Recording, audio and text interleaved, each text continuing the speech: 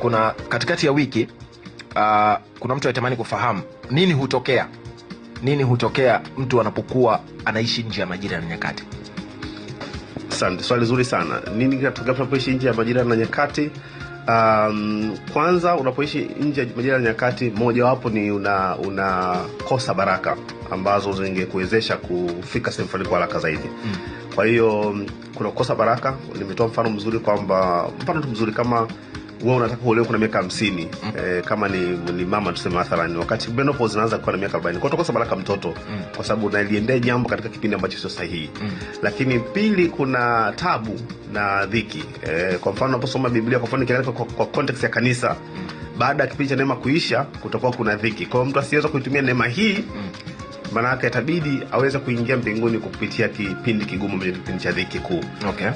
Kwa hiyo ukikosa kuishi katika neema, maana yake unaweza kuishi katika dhiki. Dhiki ni tabu, dhiki ni uonevu, dhiki ni mateso kwa lugha nyepesi. Kwa hiyo hata watu wa dunia ambao wanaishi katika mateso, alipoteza neema jambo fulani, mwingine amepewa ndoa akapoteza neema ndoa, baada hapo unaanza kuishi tuseme kama single na unapitia changamoto kadha ambazo mtu single anaweza kuzipitia tofauti na mtu kama niko kwenye ndoa. Kwa hiyo kuna mateso, kuna kukosa baraka, lakini pia kuna kukosa kuongezeka. Kipindi cha neema, uko ndani ya neema unaongezeka kirahisi zaidi, tofauti na kipindi cha neema. Unaweza kufanya vitu vingi, lakini kama neema yako imeshapita au umeipoteza, maana yake hauongezeki kwa spidi. Kama ni biashara, kama ni huduma, inakuwa iongezeki kwa spidi ile ambayo ingeweza kuwepo kama ungekuwa ndani ya kipindi cha neema. Okay. Najuaje kama saizi huu wakati niliopo ndo wakati wangu? How do I know that this is my season? Okay, swali zuri pia sana. Moja dalili kwamba katika kipindi cha neema, moja dalili kwanza ni kuona neno la Mungu linasemaje.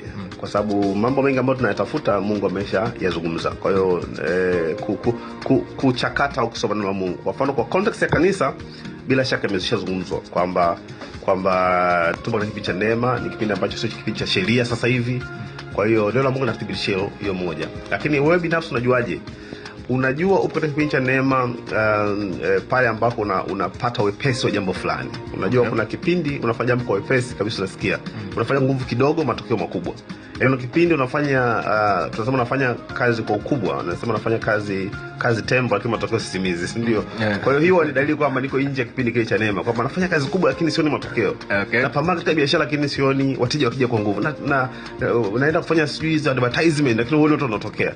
Lakini kuna wakati hata ufanya yote watu wanapeana tu ile word of mouth, hata utangaza